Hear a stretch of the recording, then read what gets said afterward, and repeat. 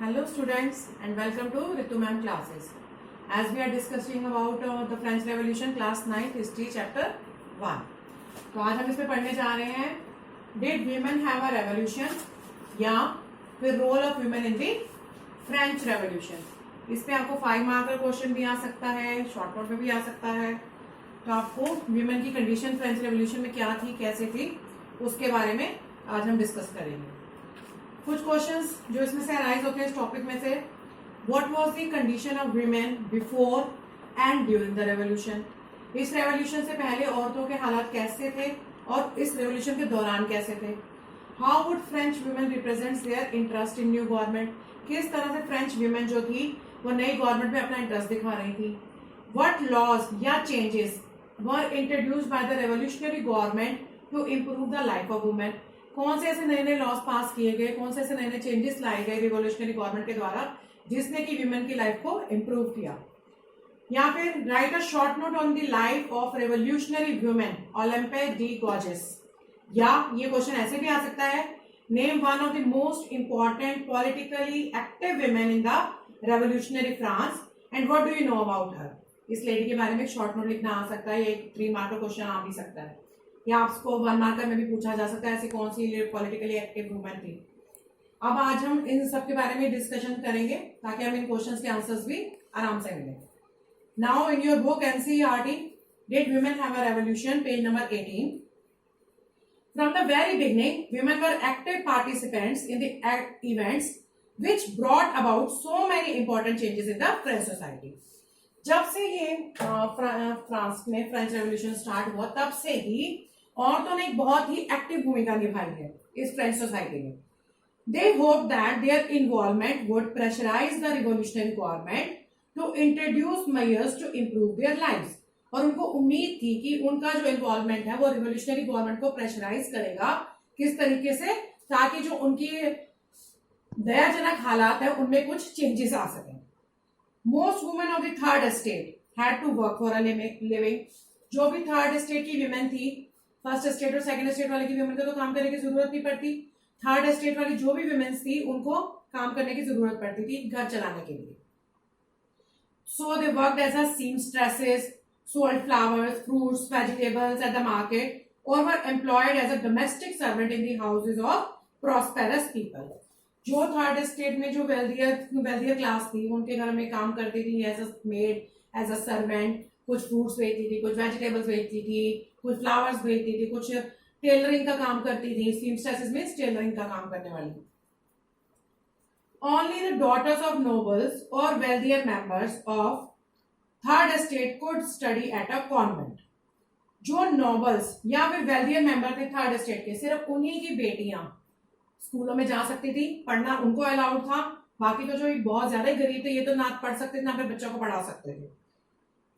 Most women did not have access to education और job training, after which their families arrange the marriage for that. Working women had also take care of for their families, that is cook, fetch water, queue up for bread and look after the children. Living के लिए काम तो उनको करना ही पड़ता था, साथ ही साथ उनको अपने घर के काम भी बहुत सारे देखने पड़ते थे, जैसे खाना बनाना घर के लिए, घर के मेंबर्स के लिए, पानी लेकर आना और राशन की लाइनों में लगना. बहुत से काम ये लेडीज घर का संभालती थी. Working women had also to care for their families. Their wages were lower than those of men. और जो इनके वेजेस होते थे वो मैन से कम रखे जाते थे क्योंकि इनको मैन के बराबर देखा ही नहीं जाता था. इनकी हालत बहुत खराब थी. तो अब हमें इस क्वेश्चन का आंसर मिल चुका है, what was the condition of women before and during the revolution. अब आगे दिया हुआ है, in order to discuss and voice their interest women started their own political clubs and newspapers.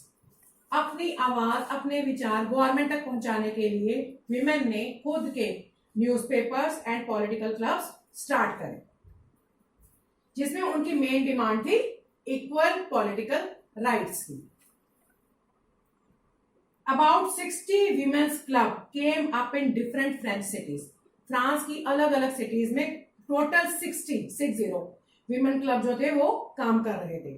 And जो फेमस था उनमें से एक था society of revolutionary and Republican women. ये एक उसका क्लब का नाम है जो सबसे ज्यादा फेमस था, most famous of them. One of their main demands, अब उनकी मेन डिमांड क्या थी, was the equal political rights, that women enjoy the same political rights as men. जो पॉलिटिकल राइट्स मैन को मिले हैं वही सेम राइट्स वीमेन को भी मिले। But women were disappointed that the constitution of 1791 reduced them to passive citizens। जो constitution 1791 में बना उसमें विमेन की हालत में कोई सुधार नहीं किए गए, बल्कि वुमेन को एज अ पैसिव सिटीजन का दर्जा दे दिया गया। मतलब उसको नो राइट टू वोट है, एक्टिव सिटीजन उसको नहीं माना गया। They demanded the right to vote, to be elected to the assembly and to hold the political office. Only then they felt would their interest be represented in the new government. वो चाहती थी कि उनको भी right to vote मिले, वो भी assembly elect कर सके, पॉलिटिकल ऑफिस में पोजीशंस हासिल कर सके, ताकि उनको भी लगे कि वो नई गवर्नमेंट का हिस्सा है। In the early years the revolutionary government did introduce laws that help improve the lives of women. अब जो रिवोल्यूशनरी गवर्नमेंट आई उसने कई तरह से वुमेन की लाइफ को सुधारने के लिए बहुत सारे लॉज, बहुत सारे चेंजेस किए, बहुत सारे लॉज पास किए। Together with the creation of state schools, state schools बनाए गए। Schooling was made compulsory for all the girls, schooling for girls was made compulsory. सभी स्कूल लड़कियों के लिए स्कूलिंग जो थी, पढ़ना लिखना कंपलसरी कर दिया गया। पहला लॉ चेंज हुआ। Their fathers could no longer force them into marriage against their will. जो उनके फादर थे, लड़कियों के पापा, पिताजी जो भी थे, वो उनको जबरदस्ती उनकी चाहत के बिना उनकी शादी नहीं करवा सकते, उनकी मर्जी के बिना। Marriage was made into a contract entered into freely and registered under civil law. Marriage जो था अभी कॉन्ट्रैक्ट बेसिस पे और सिविल लॉ के अंडर रजिस्टर करना अब जरूरी हो चुका था। Divorce was made legal, divorce भी जो था वो लीगली मान लिया गया था। And could be applied for by both women and man. जो विमेन थी वो भी अपने लिए डाइवोर्स मांग सकती थी और जो मैन था वो भी अपने लिए डाइवोर्स मांग सकता था। Women could now train for jobs, could become artist and run small businesses. अब वो जॉब्स के लिए ट्रेनिंग भी लेती थी, कुछ उनमें से आर्टिस्ट बन गई थी और कुछ छोटा मोटा बिजनेस भी चलाने लग गई थी। तो ये सारे जो चेंजेस आए ये किस दौरान आए, रिवोल्यूशनरी गवर्नमेंट के दौरान। उससे पहले तो उनकी हालत बहुत ज्यादा ही दयनीय थी, मतलब उनको सारे काम करने के बावजूद भी उनको कोई अधिकार नहीं मिले हुए थे। अब women's struggle for equal political rights however continued, लेकिन फिर भी उसको राइट टू वोट नहीं मिला। राइट टू वोट फ्रांस की लेडीज को कब मिला, 1946 में। 1946 में उनको राइट टू वोट मिला, यानी कि तकरीबन 200 ईयर्स के बाद जाकर उनको कोई राइट टू वोट नहीं मिला हुआ था। Women struggle for equal political rights, however, continued during the reign of terror. The new government issued laws. कौन सी न्यू गवर्नमेंट थी, जैकोबिन क्लब की, रॉब्सपियर की। उन्होंने क्या लॉ पास किए, ordering closure of women's club. जितने भी विमेन क्लब खुले हुए सबके सब बंद कर दिए जाएं, and banning there political activities. जो भी वो पॉलिटिकल एक्टिविटीज के लिए करती थी उनके ऊपर बैन लगा दिया जाए। Many prominent women were arrested and a number of them executed. जो भी पॉलिटिकल राइट्स में, पॉलिटिक्स में बढ़ चढ़कर हिस्सा ले रही थी लेडीज, उन लेडीज को पकड़ा गया, गिरफ्तार किया गया और उनको गिलोटिन करवा दिया गया, मरवा दिया गया। Women's movement for voting rights and equal wages continued through the next 200 years in many countries of the world. The fight for the vote was carried out through an international suffrage movement during the late 19th and earlier 20th centuries. The example of the political activities of French women during the revolutionary years was kept alive as an inspiring memory. ये जो इनकी जितनी भी political activities है French women की revolution के दौरान, एक इंस्पायरिंग मेमोरी के तौर पे इनको याद रखा जाता है। It was finally in 1946 that women in France won the right to vote. 1946 में जाके फ्रांस की वुमेन को राइट टू वोट मिला, उनको राइट टू वोट नहीं मिला हुआ था तब तक। ये कब की हम बात कर रहे हैं, 1789 टू 1799 पीरियड की, और राइट टू वोट उनको कब जाकर मिल रहा है, 1946 में।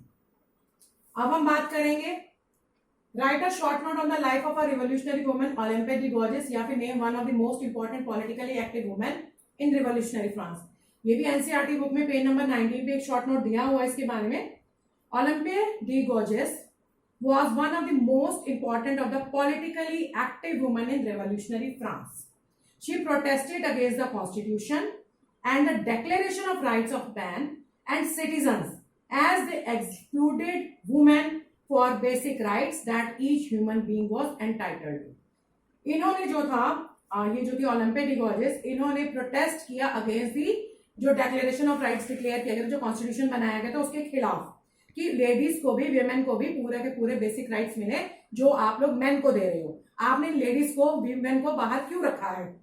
सो इन 1791 शी रोट 1791 में इन्होंने लिखा declaration of the rights of women and citizen. पहले क्या था? Declaration of the rights of man and citizen. अब इन्होंने क्या लिखा है? वीमेन एंड सिटीजन, औरतों को इंपॉर्टेंस दी गई. Which she addressed to the queen and to the members of the national assembly. जो उसने नेशनल असेंबली के मेंबर्स और क्वीन को लिखा, demanding that they act upon it, और उनसे डिमांड की कि वो इसके ऊपर एक्ट करे. In 1793 Olympe de Gouges criticised the Jacobin government for forcibly closing down the women's club. और 1793 में इन्होंने, ओलंपे डी गॉर्जेस ने बहुत क्रिटिसाइज किया जैकोबिन क्लब को, जब उन्होंने ये पॉलिटिकल क्लब लेडीज के बंद करवा दिए थे. She was tried by the national convention. अब जब इसने इतना सब कुछ कर दिया, राइट्स भी लिख दिए और ये पॉलिटिकल क्लब बंद कराने की क्रिटिसाइज भी किया, गवर्नमेंट तो चलती थी रॉक्स करके जैकोबिन क्लब की, तो इसको अपना एनिमी मान लिया गया कि ये हमारे खिलाफ है.